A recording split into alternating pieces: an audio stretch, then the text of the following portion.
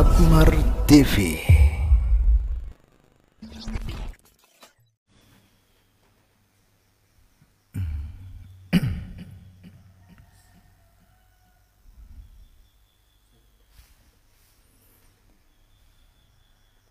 Bismillahirrahmanirrahim.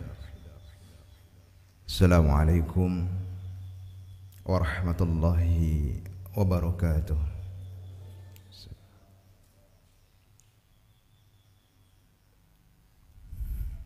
Innal hamdalillah nahmaduhu wa nasta'inuhu wa nastaghfir wa na'udzu billahi min sururi anfusina wa min sayyiati a'malina may yahdihillahu fala mudilla lahu wa may yudlil fala hadiya lahu asyhadu an la ilaha illallah wahdahu la syarika lahu wa asyhadu anna Muhammadan abduhu wa rasuluh la nabiyya ba'dah. Qala Allah ta'ala fil kitabihil karim ba'da a'udzu billahi minasyaitonir rajim. Bismillahirrahmanirrahim. Ya ayyuhan nasu u'budu rabbakumul ladzi khalaqakum wal ladzina min qablikum la'allakum tattaqun. Wa qala aydan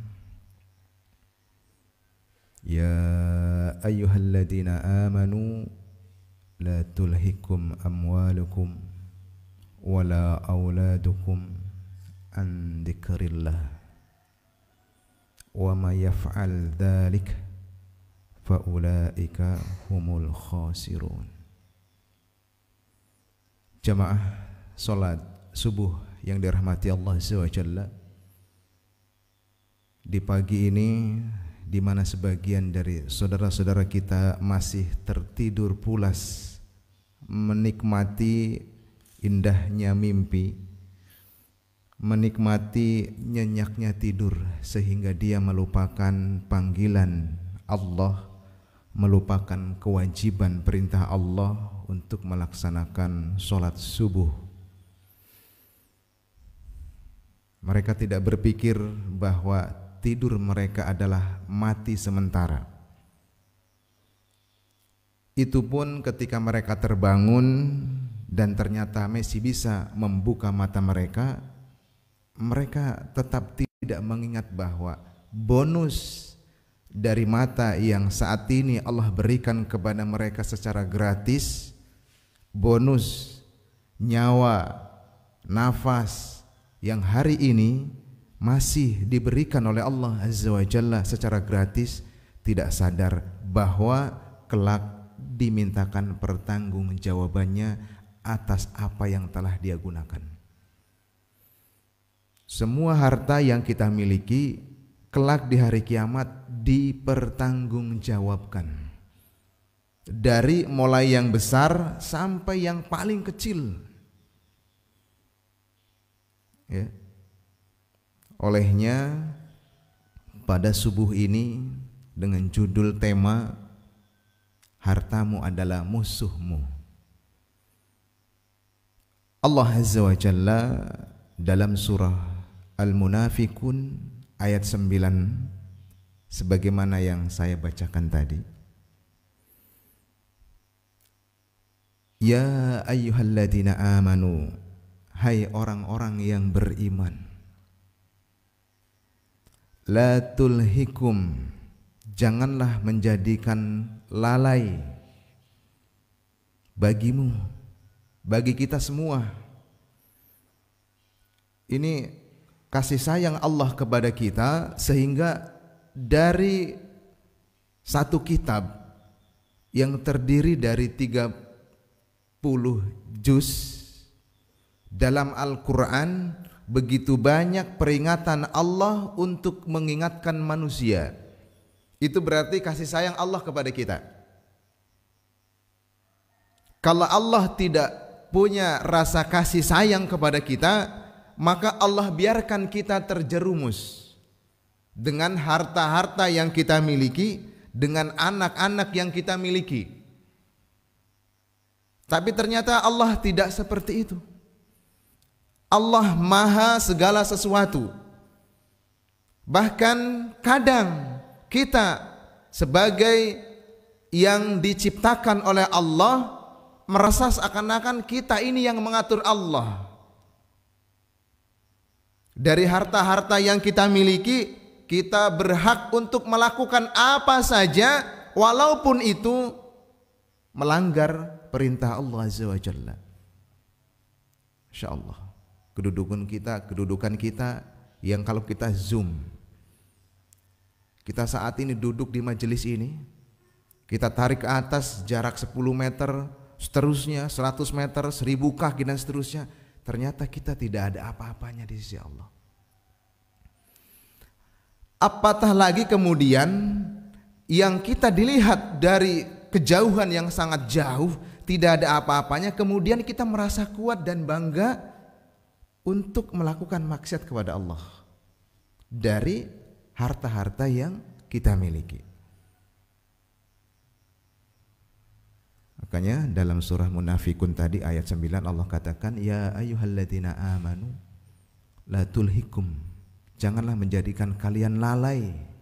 Apa itu? Amwalukum, harta kita.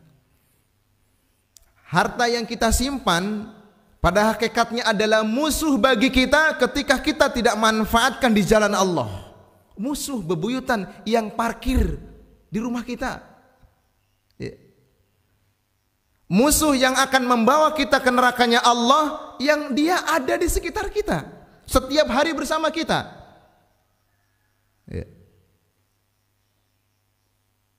Yang kadang kita merasa bangga bisa memegangnya, yang kita merasa bangga bisa membelanjakannya.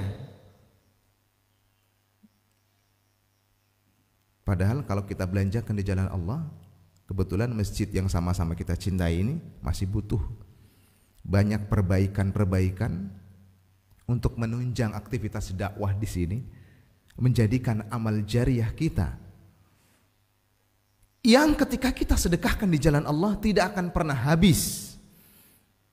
Kenapa manusia saat ini begitu takut bersedekah di jalan Allah? Karena ketakutan tersebut, sebagaimana tadi malam saya sampaikan, ada kekhawatiran. Insya Allah pada kesempatan ini ada 4 poin penyakit yang hinggap di diri kita, sehingga harta-harta yang kita miliki, anak-anak yang kita miliki, yang sebenarnya adalah amanah dari Allah Azza wa Jalla, menjadikan wasilah untuk kebaikan kita, yang menjadikan wasilah agar kita masuk di surganya Allah Azza wa Jalla, ternyata adalah musuh-musuh kita, musuh dalam selimut. Kenapa Allah katakan jangan melalaikan kita, hartamu, anakmu? Kenapa 2 ini yang Allah sering katakan dalam Al-Quran? Dalam surah yang lain juga sama, amwalukum wa auladukum. Karena inilah sebagian yang menjadikan alasan dia melakukan kejahatan. Sebagaimana hadis yang saya bawakan tadi malam, sayati 'alan nas zamanun la yubalil mar'u ma akhadha minhu aminal halal aminal haram. Makanya coba Anda bisa tidak mengatakan kepada istri Anda, Umi, istriku, jangan biarkan suamimu terjerumus dalam neraka dengan cara, Bi, hari ini belum ada makanan. Bi, tetangga mobilnya bagus. Ayah, tetangga motornya bagus. Itu tekanan itu bagi suami, sehingga untuk melakukan hal-hal yang tidak diinginkan sebagai bentuk tanggung jawab dia membahagiakan istri dan anak-anaknya. Jamaah salat subuh yang dirahmati Allah Azza wa Jalla, melalaikan kita dari apa? Zikrillah, dari mengingat Allah. Jangan maknai zikir di sini, mengingat di sini cuma duduk di masjid kemudian berzikir saja. Atau sebagian dari saudara-saudara kita memaknai bahwa zikrullah itu hanya sekedar subhanallah, alhamdulillah, Allahu akbar, atau dengan kalimat-kalimat yang lainnya, Allah, Allah, Allah, Allah, ingat Allah katanya. Sehingga ketika sudah masuk di bab muamalah, Oh enggak apa-apa, yang penting nanti ingat Allah lagi. Allah, Allah, Allah. Begitu transaksi muamalah, oh enggak apa-apa, nanti ditaubati dengan kalimat Allah, astagfirullahaladzim, astagfirullah, selesai. Nah ini tugas kita semua juga untuk mengingatkan sesama. Wa may yaf'al dzalik, barang siapa yang masih melakukan itu, ya. Apa yang dilakukan dengan harta-harta yang kita miliki, dengan anak-anak yang kita miliki, menyebabkan kita lupa kepada Allah. Allah tegaskan dalam surah Al-Munafiqun ayat 9 ini, faulaika humul khasirun. Sesungguhnya mereka adalah orang-orang yang merugi. Bisanya Allah katakan, hartamu, barang siapa yang punya harta, siapa yang punya anak, maka sesungguhnya dia adalah orang-orang yang rugi. Tetapi ada kalimat an-dzikrillah, jika dia menyebabkan kita lupa kepada Allah. Salah seorang ulama salaf, ya, ketika dia ditinggalkan oleh anaknya, ya, ketika dia ditinggal mati oleh anaknya, maka para sahabat-sahabatnya, sahabat karibnya, keluarganya dan seterusnya mengucapkan bela sungkawa kepadanya karena anaknya baru saja meninggal. Wajar. Jadi kalau ada saudara kita, anaknya, istrinya meninggal, maka kita dianjurkan untuk mengucapkan bela sungkawa, turut berduka cita, semoga engkau diberikan kesabaran dan seterusnya. Kemudian seorang salafun saleh ini suatu saat pernah dia kesiangan sholat subuh, ya. Kesiangan sholat subuh, ya. Dan dia menangis sejadi-jadinya, dan selanjutnya mengatakan, mana orang-orang yang ketika anak saya meninggal dia mengucapkan bela sungkawa atas meninggalnya anak saya, namun saat ini ketika saya kesiangan sholat subuh tidak ada satu orang pun yang mengucapkan bela sungkawa kepada saya. Padahal kesiangan sholat subuh baginya lebih berharga dibandingkan meninggalnya seorang anak baginya. Kali ini santai, kebalik, ya. Anak kalau meninggal luar biasa ucapan bela sungkawa, kesiangan sholat subuh biasa saja, ya. Santai. Kenapa? Hubbud dunia sudah berlebihan. Kita tidak mungkin kesiangan dalam aktivitas ibadah kecuali tidak diawali dengan maksiat kepada Allah. Kesiangan kita dalam hal ibadah, keterlambatan kita dalam hal ibadah berefek dari maksiat yang kita kerjakan kepada Allah sebagai teguran, dan seharusnya kita bersyukur. Kita muhasabah diri ketika kita lambat dari rezeki yang datang kepada kita. Sholat subuh kesiangan, sholat asar terlambat. Kalau sholat asarnya ke maghriban, kalau sholat subuh kesiangan, sholat asarnya ke maghriban, sholat subuhnya ke asaran, ya, sholat zuhur ke asaran. Makanya ada istilah subuh kesiangan, ya, zuhur kerepotan, gitu. Asar di perjalanan, maghrib kecapean, isya ketiduran, selesai. Kenapa? Karena kita tidak takut kepada Allah. Kapan kita takut kepada Allah, maka itu semua tidak akan terjadi. InsyaAllah. Kita berlindung di pagi hari yang berkah ini, semoga kita dijauhkan dari sifat-sifat orang seperti itu. Cinta dunia dan takut mati. Hubbud dunya wa karahiyatul maut. Cinta terhadap dunia secara berlebihan dan takut mati. Jamaah salat subuh yang dirahmati Allah Azza wa Jalla. Bagaimana kemudian kita bisa mengatur agar harta yang kita miliki bukan menjadi musuh-musuh kita, yang kapan saja bisa menikam kita dari belakang tanpa kita sadari. Maka di sini dibutuhkanlah amal jamaah, teman, bersaudara, kita makhluk sosial. Pentingnya majelis ilmu dalam setiap kehidupan kita adalah untuk saling mengingatkan satu sama lain. Makanya kenapa kita selalu mengajak orang, mari datang ke majelis ilmu, mari datang ke majelis ilmu, mari bersama orang-orang yang soleh, mari bersama orang-orang yang baik, mari bersama orang-orang yang suka bersedekah, agar sifat dan kebiasaan orang-orang baik itu tertular kepada kita. Sebagaimana para ulama salaf memberikan contoh kepada kita, jika kita berteman dengan penjual minyak wangi, maka kita akan kena wanginya. Jangan berteman dengan pandai besi, maka kita akan kena cipratan apinya. Ya. Coba antum berteman dengan penjual minyak wangi, minimal sesekali penjual minyak wangi, pakai ini harum, nah, gitu. Ini harum, ini kasih pilihan kita, gratis. Besok datang lagi gratis gitu ya. Sebelum sholat singgah, mau sholat saya ini, oh ya ini. Tapi nggak boleh juga setiap hari seperti itu. Minimal dibelilah. Jadi bagaimana agama kita dilihat dari teman-teman kita. Kalau salah seorang tokoh ya yang terkemuka di Indonesia ini, bagaimana melihat kemajuan Indonesia tergantung dari kebudayaannya. Dia ganti kalimat akhlak itu menjadi budaya. Siapa mereka? Ya Anda tahu sendirilah. Saya nggak akan menjelaskan, ini berbau sara, nanti diciduk saya. Baiknya agama seseorang tergantung baiknya agama temannya. Anda sering berteman dengan Ustadz Hamdi, insya Allah akan ketularan keberkahan ilmunya. Anda berteman dengan seorang pedagang, Anda akan terbiasa untuk mulai berbisnis dagangnya. Insya Allah, Anda sering mengikuti Abu Barak ya itu ya, yang jualan, luar biasa beliau, ikhtiar beliau luar biasa. Ya. Karena kita tidak boleh duduk santai di rumah. Kenapa enggak kerjaan? Nanti kan rezeki datang sendiri gitu ya. Enggak mau ikhtiar ya. Duduk aja di rumah. Kita ini bukan begini ya, jangan salah paham tentang sebuah kisah dalam Al-Qur'an tentang anak burung gagak.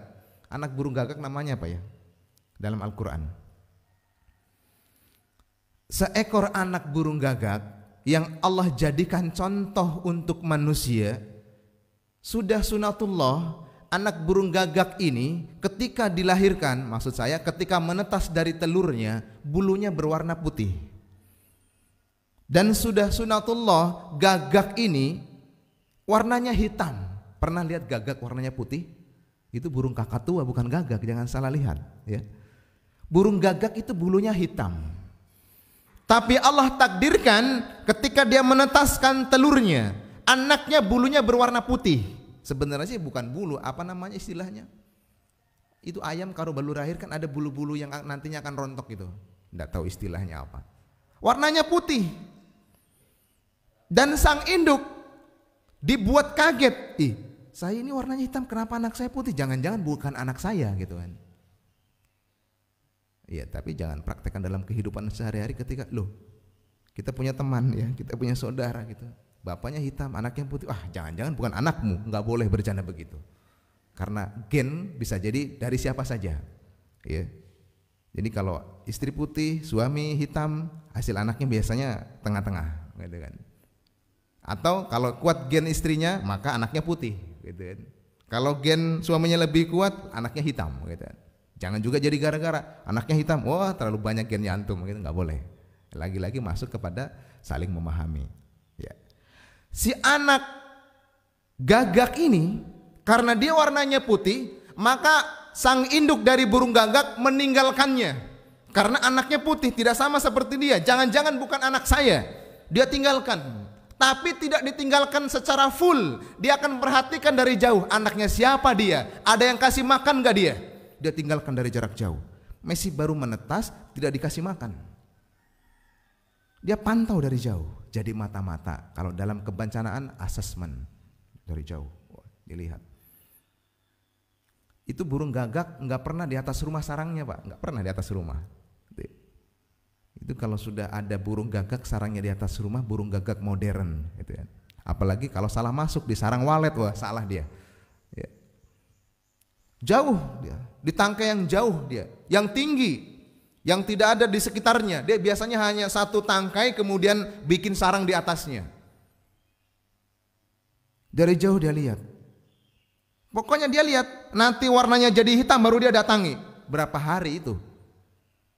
Mungkin minggu, ya. Dia datangi. Antum tahu? Baru menetas. Masih kecil, belum punya kekuatan untuk kerja mencari makan, belum punya kekuatan. Belum bisa jalan di sekitarnya. Kalaupun dia mungkin bisa jalan, keluar dari sangkar jatuh pasti dia. Karena kalau burung masih kecil lebih besar badannya daripada kakinya. Lebih besar perutnya daripada kakinya. Makanya dia tidak bisa ke sana kemari.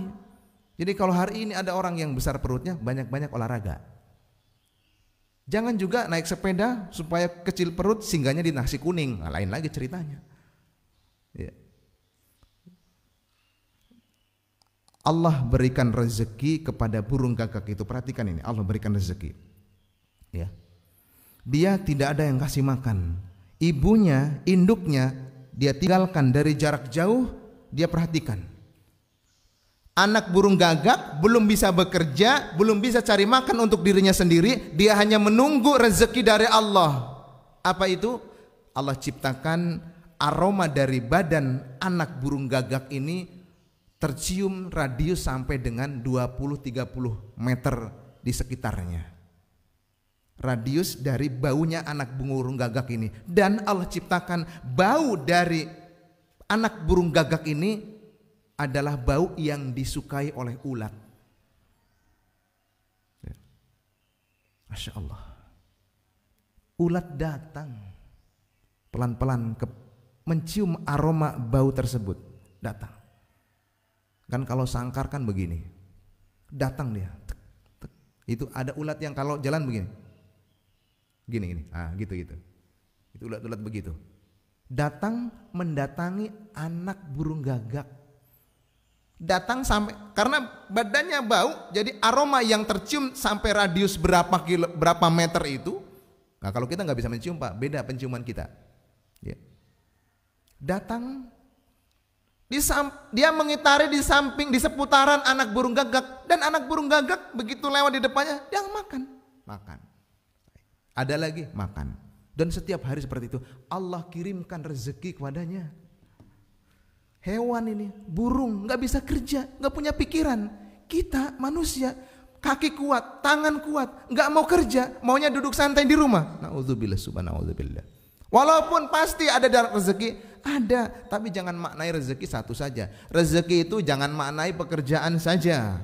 Rezeki itu jangan maknai makan saja, tidak. Semua yang diberikan Allah kepada kita ini adalah rezeki yang tak terhingga dan diberikan secara gratis kepada kita. Makhluk saja, anak burung gagak saja yang tidak bisa bekerja, Allah kirimkan rezeki kepada kita. Apatah lagi kita manusia yang diberikan pemikiran, yang diberikan teman, saudara, kemudian mengurangi kita keyakinan kita kepada Allah, untuk ingat kepada Allah, untuk beribadah kepada Allah, dan meninggalkan harta-harta haram tersebut. Kita kalah dengan anak gagak. Sehingga karena setiap hari ya Allah kirimkan kepadanya ulat, makin hari makin besar, bulunya makin berubah dan akhirnya berwarna hitam, induknya datang. Ini pelajaran terpenting pagi ini, bahwa jangankan burung gagak yang tidak punya kekuatan masih bisa makan, apalagi kita manusia. Begitu berat meninggalkan harta haram, dan kadang muncul kalimat, jangan-jangan nanti kalau saya tinggalkan ini mau makan apa saya? Masya Allah, ya, antum dikalah sama anak burung gagak. Jamaah salat subuh yang dirahmati Allah Azza wa Jalla. Selanjutnya Allah Azza wa Jalla dalam surah At-Taghabun ayat 15 Allah katakan, innama amwalukum wa auladukum fitnah wallahu indahu ajrun azim. Innama amwalukum, sesungguhnya harta-harta kita, wa auladukum, dan anak-anak kita, fitnah. Insyaallah fitnah Pak, cobaan.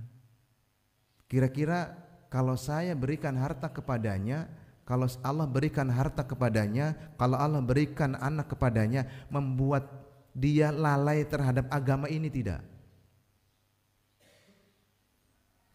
Anak yang diberikan kepada kita sebagai amanah dari Allah, yang seharusnya kita bina dia, yang seharusnya kita didik dia. Jangan sampai terjadi sebagaimana hari ini.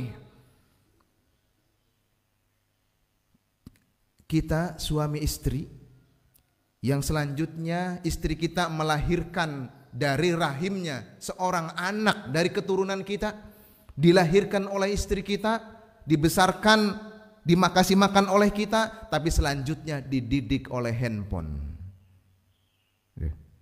Sekarang itu yang melahirkan ibunya, yang kasih makan ibunya, tapi yang didik akhlak dan ilmunya handphone.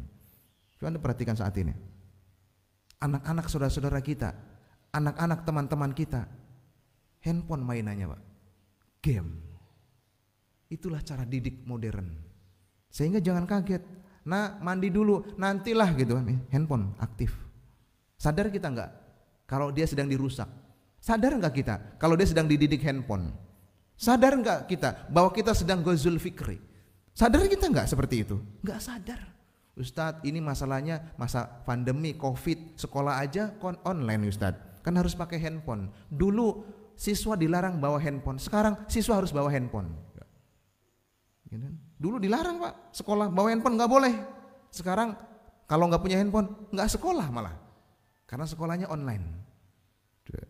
Insya Allah zaman berubah. Makanya orang tua yang paham agama, yang bisa membentengi anaknya. Kategorinya anak, sebagaimana dalam Al-Quran surah Al-Munafikun dan Al-Taghabun ini, anak musuh kita jadi itu Pak, nanti akan jadi musuh kita itu. Harta, handphone tadi itu akan jadi musuh kita. Makanya hartamu musuhmu, jelas.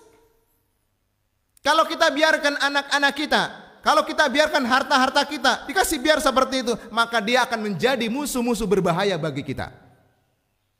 Lihat saja. Zaman sekarang anak-anak perempuan masih kecil yang dicari itu gambar-gambar artis-artis Korea, coba. Insya Allah. Jadi kalau lihat artis Korea, gantengnya gitu. Insya Allah. Hilang Pak akhlak seorang muslim. Kenapa? Orang tuanya masa bodoh orang tuanya. Dia kasih biar. Insya Allah. Ini tugas kita bersama di Ampana ini. Antum semua para dai bertemu dengan orang-orang tua yang anaknya dia kasih biar main handphone itu, ingatkan dia, bahaya sekali. Musuh dalam selimut itu yang kapan saja bisa menikahmu dari belakang, yang kapan saja bisa membunuh kita dari belakang. Itu. Kenapa manusia punya sifat seperti itu? Rasulullah sallallahu alaihi wasallam, Allahumma shalli ala Muhammad, dalam hadis yang diriwayatkan oleh Imam Al-Hakim dan Imam At-Tabrani, Rasul katakan, inna auladukum au inna amwalukum, sesungguhnya anak-anakmu atau harta-hartamu, mubakhilah, memakna mubakhilah, menjadikan kita bakhil. Yang pertama, mubakhilah, menjadikan kita bakhil. Kok bisa anak harta bisa jadi kita bakhil? Bisa. Lagi pembangunan masjid, peluasan. Nah, ke depan nanti mungkin bisa dibangun apa saja. Kita begitu berat menyisihkan. Seharusnya bukan menyisihkan sih, memberikan. Kalau menyisihkan dihitung yang untuk keperluan kita, baru sisi. Ini kan bagian kecil-kecilnya. Jadi sisa. Ternyata dakwah, sedekah kita sisa. Nah ini nanti semoga nanti setelah selesai kajian seperti ini, Ustadz, saya siap tanggung itu sampai selesai gitu. Jadi bukan lagi sisa, bukan lagi sisa harta kita baru kita sedekahkan, bukan. Kenapa? Itu hanya titipan. Allah berikan kepada kita titipan. Apakah harus semuanya Ustadz? Antum aturlah. Tapi minimal jangan sisa yang diberikan kepada dakwah ini, jangan sisa yang diberikan kepada Allah, karena semuanya dari Allah gitu. bagaimana Umar bin Khattab radhiyallahu an ingin bersaing dengan Abu Bakar Siddiq. Insyaallah. Sempat suatu saat Umar bin Khattab mengatakan, ketika saat itu Rasul menyampaikan, mewartakan, mengabarkan kepada para sahabat, lusa kita butuh dana untuk ABCD. Kalau mungkin di sini kita butuh dana untuk pembangunan itu ruangan serbaguna, ya, dan seterusnya. Kemudian Umar bin Khattab, lusa saya akan mengalahkan Abu Bakar. Saya akan serahkan setengah dari harta yang saya miliki. Setengah dari harta yang saya miliki. Kalau kita kan enggak. Ini panitia bilang begini, kita masih butuh dana, kalau bisa bantu tenaga bagus, kalau bisa tenaga dan harta lebih bagus lagi gitu. Jadi seharusnya kita, oh ya, saya hitung-hitung, wah ini ada uang segini. Ingat Pak, kalau kita punya uang 100.000, kalau kita berikan 50.000, kita masih kuat. Saya bisa, saya punya uang 100.000, nanti saya kasih setengahnya 50.000, kita masih bisa, masih longgar. Tapi kalau uang sudah ada uang 1 juta, kita berikan 500.000, sudah mulai berpikir, ya sudah mulai berpikir ya, aduh 500.000, itu. Kalau tadi masih 100.000 masih ringan, cuma 50.000 bisa dicari. Begitu sudah masuk 500.000, begitu sudah masuk 1 juta, kita bagi setengah, setengah saya gunakan untuk keluarga, setengah saya sumbangkan ke masjid. Sudah mulai berpikir, wah 500.000 ini ada. Mari kita naikkan berapa? 10 juta. Nominal makin besar, padahal pahalanya seharusnya makin besar. Saya punya uang di rumah 10 juta, setengahnya saya berikan kepada masjid. Bukan cuma lagi berpikir Pak, tapi sudah kasih saja 500.000, sudah dikurangi lagi gitu kan. Umar bin Khattab ketika harinya tiba untuk memberikan harta yang dia miliki di jalan Allah, datang memberikan setengah dari harta yang dia miliki. Ternyata Abu Bakar Siddiq radhiyallahu an memberikan semua yang dia miliki. Umar katakan, saya kalah lagi dan tidak akan pernah bisa mengalahkan Abu Bakar Siddiq. Insyaallah. Seandainya di sini ada Abu Bakar Siddiq lanjutan, insyaallah tidak ada bujangan yang tidak menikah Pak. Enggak. Anda belum menikah, Anda belum menikah? Belum Ustaz. Kenapa? Belum ada dana. Oh ya, carikan Ustaz jodoh dia, nanti saya yang tanggung pernikahannya. Insyaallah. Amal jariah Pak. Selama dia masih hidup dan punya keturunannya lagi nanti punya keturunan seterusnya, harta yang Anda sumbangkan untuk meringankan beban pernikahannya jadi amal jariah yang tidak akan pernah putus. Insyaallah. Begitu juga sebaliknya dalam pembangunan tempat ibadah, selama taklim ini masih ada, selama masih ada orang ibadah di sini, maka amal jariah tersebut masih lanjut walaupun kita sudah meninggal. Makanya dalam Al-Quran Allah katakan, sering ceritakan dalam Al-Quran, seandainya orang-orang yang meninggal itu bisa kembali ke dunia lagi, maka dia akan datangi keluarganya, maka dia akan datangi kerabatnya, sumbangkan harta saya semuanya. Seandainya orang yang sudah meninggal itu Pak bisa bangkit lagi ke dunia, maka dia akan katakan kepada kerabatnya, hartaku sumbangkan semuanya, jangan ada yang tertinggal, semuanya. Saking pentingnya bersedekah di jalan Allah. Mari jadikan harta itu sebagai wasilah kita menuju surganya, bukan wasilah kita masuk ke nerakanya. Jangan jadikan musuh itu harta yang kita miliki. Itu yang pertama. Mubkhilah, menjadikan bakhil kita harta yang kita miliki. Kemudian yang kedua,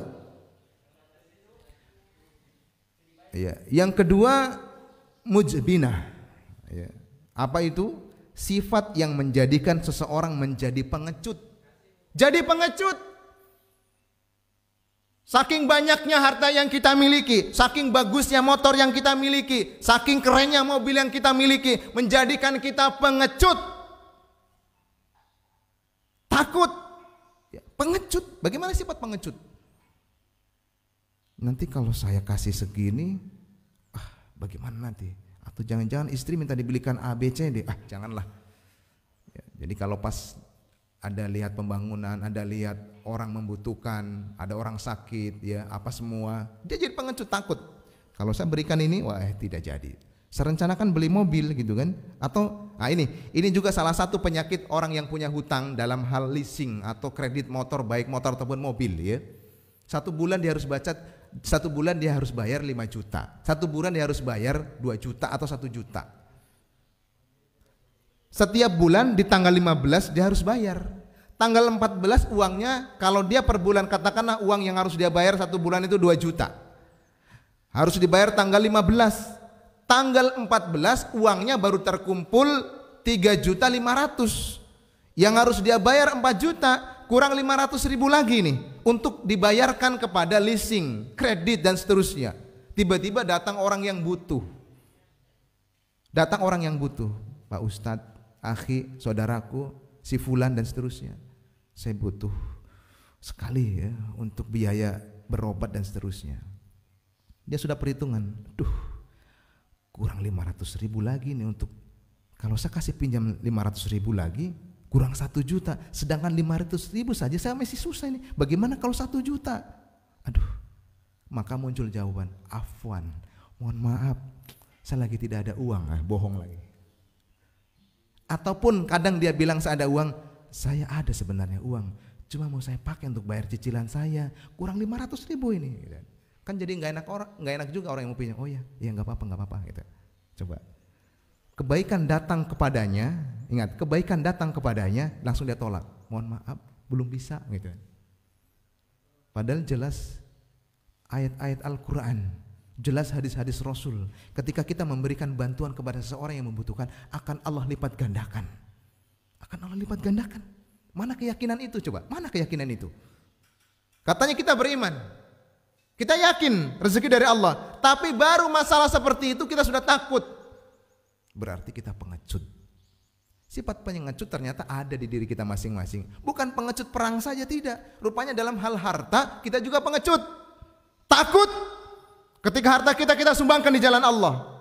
Takut kalau disumbangkan di jalan Allah, kemudian keluarga saya makan apa? Takut dia, pengecut. Pengecut ini sifat orang tidak bagus. Jadi kalau Anda mempunyai sifat ini, buang jauh-jauh.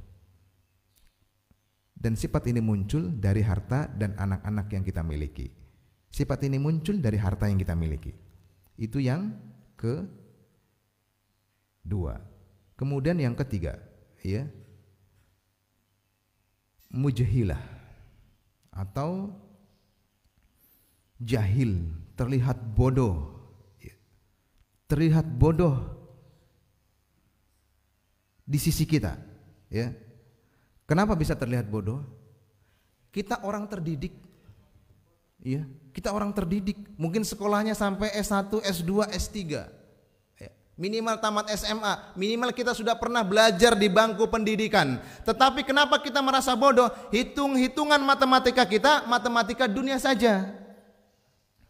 Kalau saya kasih keluar, saya punya uang 5 juta, saya kasih keluar 2.500.000, berarti uang saya tinggal 2.500.000. Itu hitungan matematika manusia di dunia. Di sisi Allah hitungannya nggak begitu. Kita terlihat bodoh di hadapan Allah. Kita terlihat bodoh, padahal yang bikin bodoh kita harta yang kita miliki. Bodoh betul kita. Ini kenapa kalimatnya kasar? Kebetulan di sini juga kalimatnya bodoh, jahil, ya. Jahil kita jadinya. Bayangkan ya, kita ngumpulin harta banyak, tapi justru harta kita yang menyebabkan kita bodoh. Kita kerja keras banting tulang siang dan malam, kesana kemari, tapi menyebabkan kita bodoh. Masya Allah, kita ternyata dengan harta itu, betul harta adalah musuh kita. Kenapa? Dengan harta itu menyebabkan kita jadi orang yang bodoh. Hitungan-hitungan matematika kita, matematika dunia saja. Padahal jelas firman Allah, jelas hadis Rasul, siapa saja yang menginfakkan hartanya di jalan Allah, maka Allah akan gantikan 10/10 dilipat gandakan, jadi 7/7 itu per satunya, jadi 100, jadinya 700 juta, ya. Banyak Pak ya orang tidak percaya ayat ini, banyak orang yang tidak percaya pesan ini. Padahal banyak juga orang yang sudah terbukti, ya, terbukti. Kalau hari ini Anda ingin membeli sesuatu, makanya tadi malam saya katakan, kalau kita ingin menginginkan sesuatu, coba kita geser dulu mindset kita. Tidak harus mengerjakan cara untuk mencapai sesuatu tersebut, tapi kita geser. Ada orang butuh, kita berikan. Yang seharusnya harta itu kita kumpul-kumpul untuk beli kendaraan, kita berikan kepada orang lain, kita sumbangkan. Dengan wasilah itu, ya Allah, saya ingin punya itu ya Allah, tapi uang kalau saya kumpul-kumpul enggak cukup, maka setiap uang yang saya kumpul ini saya berikan di jalan Allah. Berikan aja, berikan, sumbangkan. Masjid butuh ini, saya sumbangkan. Ada bencana, sumbangkan, seterusnya. Itu cara yang lebih ringkas untuk mendapatkan hal tersebut daripada kita ngumpul setiap bulan segini, berarti butuh waktu 1 tahun. Insya Allah, dan sudah banyak yang terbukti ketika kita menginginkan sesuatu, kemudian sesuatu itu tidak harus kita kumpul, tapi kemudian kita sedekahkan di jalan Allah, maka banyak diberikan keajaiban dari Allah. Apa yang kita inginkan diberikan oleh Allah. Testimoni ini anak bukan afwan ya, bukan ya, terserah antum memaknainya, dan saya beristighfar kepada Allah memberikan contoh ini ya, memberikan contoh ini. Semoga ini bukan bagian dari riya, dan aku berlindung kepada Allah ya Allah. Testimoninya seperti ini. Ketika anak ya berdakwah di luar kota, sering menggunakan kendaraan roda 2. Ini sebagai motivasi saja ya buat kita ya. Saya sering baku bonceng dengan istri, berangkat jam 10 sampai di lokasi dakwah itu jam 10 pagi, maksudnya ya 10 pagi sampai di tempat lokasi dakwah itu asar ya. Habis asar isi tarbiyah, habis maghrib isi taklim. Kurang lebih jaraknya itu sekitar 80 kilo dari rumah anak.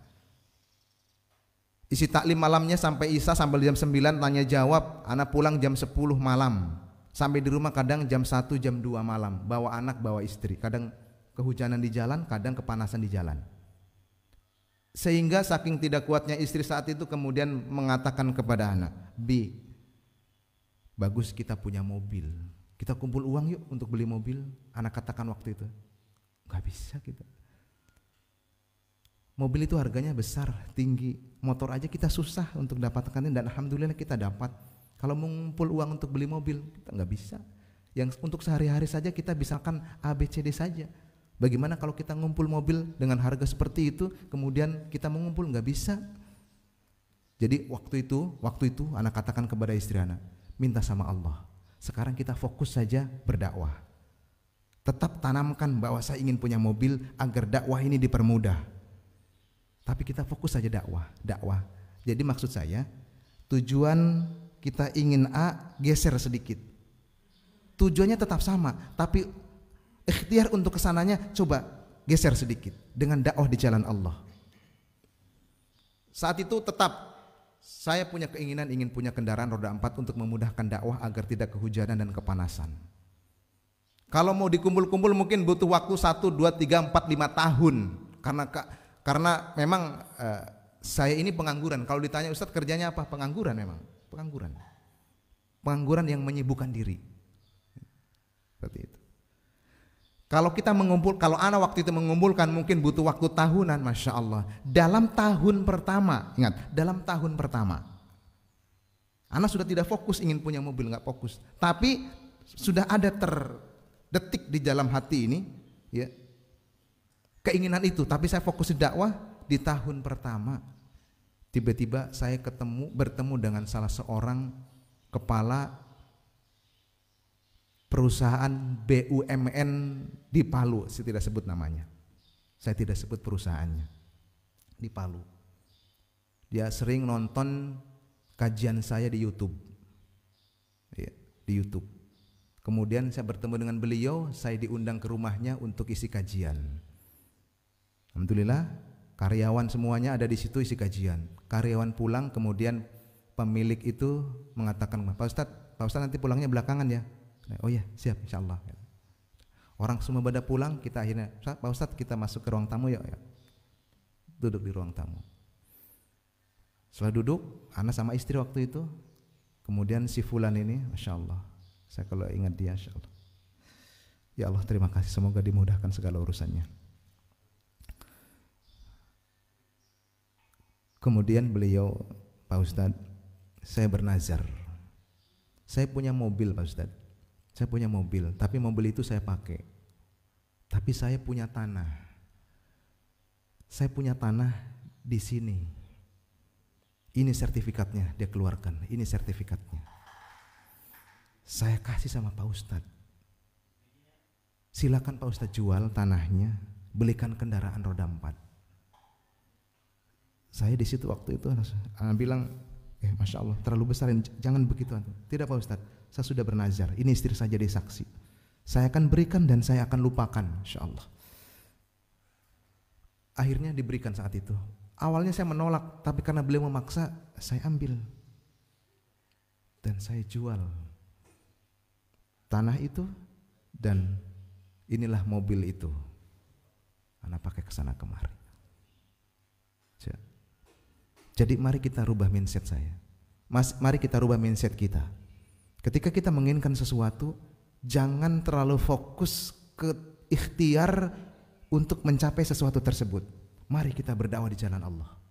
Berdakwah itu tugas kita semua, bukan tugasnya Ustadz Hamdi saja, bukan tugasnya Ustadz Andika saja, bukan tugasnya para ustadz yang ada di sini. Tugas kita semua. Kalau kita fokus saja berdakwah, apapun yang kita inginkan semuanya ada. Allah kasih dengan cuma-cuma. Allah kasih dengan cuma-cuma. Ini mungkin sampel kecil, betul sampel kecil saja ini, nggak ada apa-apanya dibandingkan keimanan, ketakwaan yang dititipkan Allah kepada kita. Tetapi minimal menjadi motivasi buat kita. Handphone yang saya miliki, handphone yang saya punya 4 handphone, ya.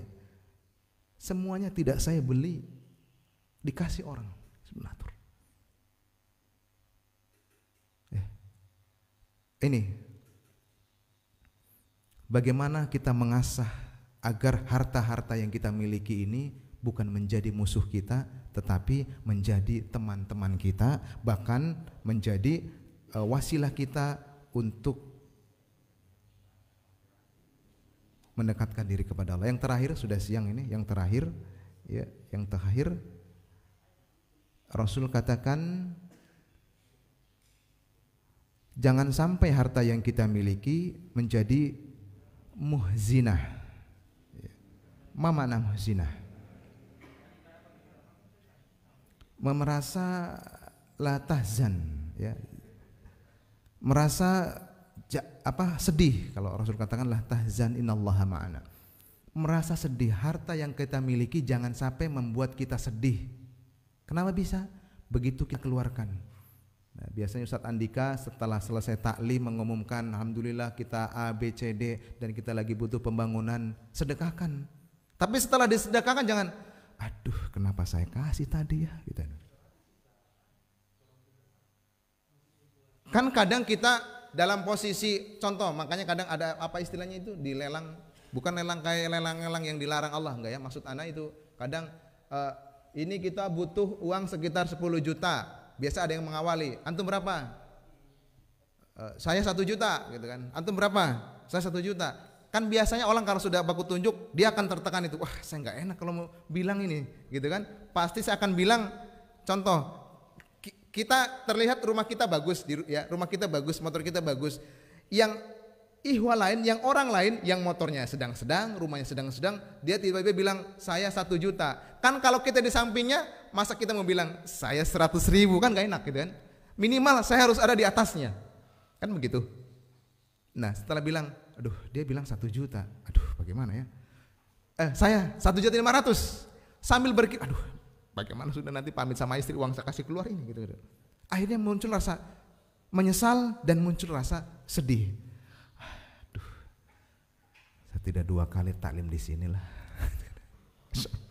Jangan sampai begitu, kasihan, jangan sampai begitu, jangan. Itu bisa jadi wasilah Anda akan diberikan lebih dari itu setelah Anda melakukan itu. Jamaah salat subuh yang dirahmati Allah SWT, ini sebagai pengingat buat kita semua bahwa harta-harta yang kita miliki bisa menjadikan kita bakhil, bisa menjadikan kita pengecut, bisa menjadikan kita bodoh, bisa menjadikan kita selalu bersedih. Makanya jangan kaget ketika ada musibah, banjir bandang kah, kebakaran, nangisnya luar biasa. Aduh ya Allah Pak, bagaimana rumah saya kebakaran, habis di situ ada motor, mobil, harta, uang yang baru dipinjam dari bank habis kebakaran. Wah sudah, mau bagaimana sudah caranya? Ya. Kenapa? Karena kita adalah budak dari harta yang kita miliki. Ya. Saya mau tanya kepada Anda sebelum saya akhiri. Ya. Kita ini penjaga uang atau uang yang jaga kita? Kita ini penjaga harta atau harta yang menjaga kita? Hah?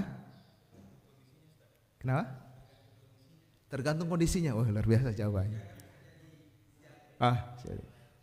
Kalau tergantung kondisinya berarti tergantung kadar keimanannya, kan gitu. Ya, betul.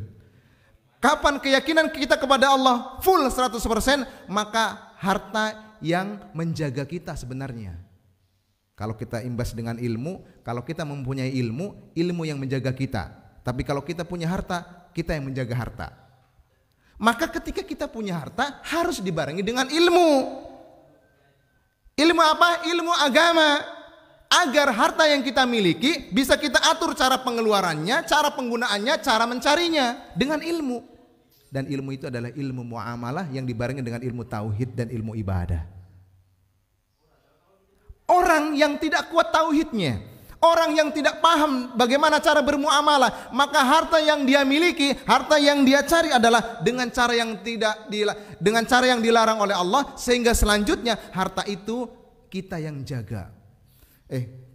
Kenapa tidak ke sana? Nanti kalau saya tinggal ini, nanti kalau diambil orang. Padahal kita pontang-panting yang berharap nantinya harta itu menjaga kita, ternyata kita yang menjaga harta. Jangan sampai kemudian harta yang kita miliki menjadi belenggu kita tidak bisa melakukan apa-apa. Siapa? Bukan Firaun. Zamannya Nabi Musa siapa? Pemilik harta ini Korun. Korun. Kan kadang kita kebanyakan, kenapa Anda punya harta begitu berat sekali mensedekahkan? Saya carinya susah-susah mau dikasih mudah-mudah, kan gitu. Kan kalau bersedekah mudah, kasih keluar selesai. Tapi nyarinya susah, harus kerja bakti, pontang-panting. Bagaimana Ustaz saya mau bersedekah banyak-banyak? Ini saya cari ini susah, pontang-panting Ustaz. Kadang malah enggak makan, enggak minum. Ingat, satu, kemarin saya sampaikan di Ampana. Saudara kita di sebelah, maksudnya saudara dalam hal kewarganegaraan. Bukan saudara sesama orang yang beriman.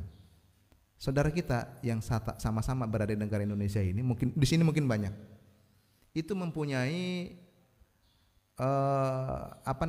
istilahnya pedoman ya.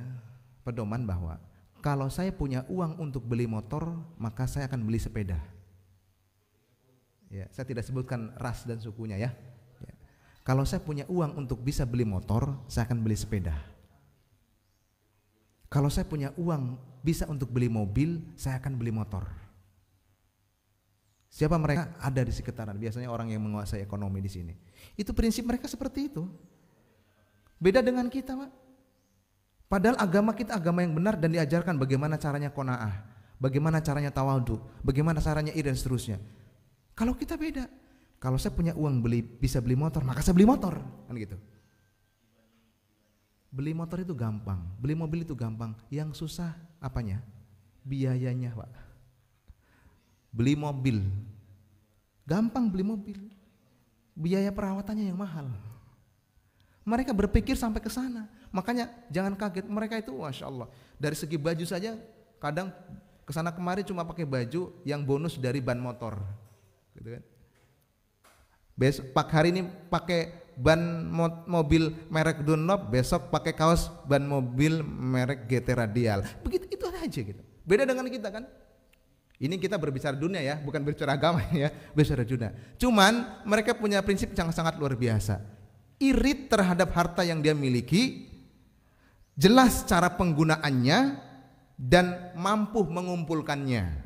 Bagaimana sifat itu kalau dimiliki oleh kita dibarengi dengan ilmu agama. Masya Allah, tidak akan lama itu bangunan sebelah terbangun. Ya.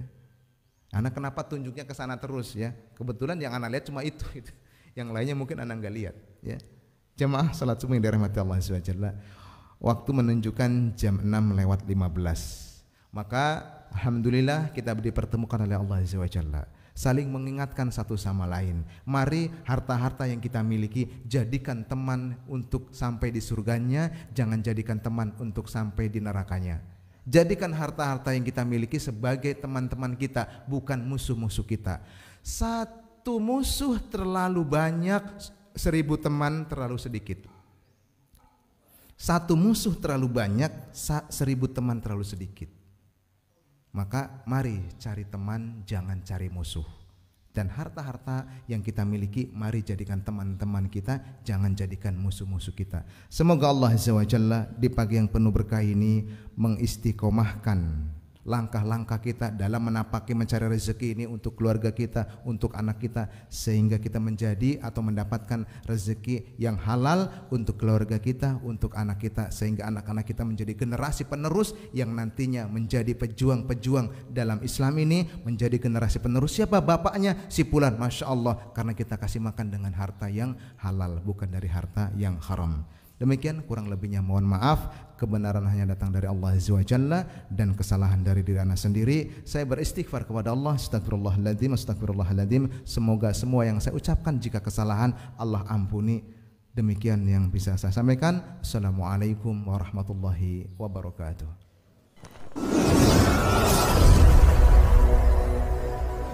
Akbar TV.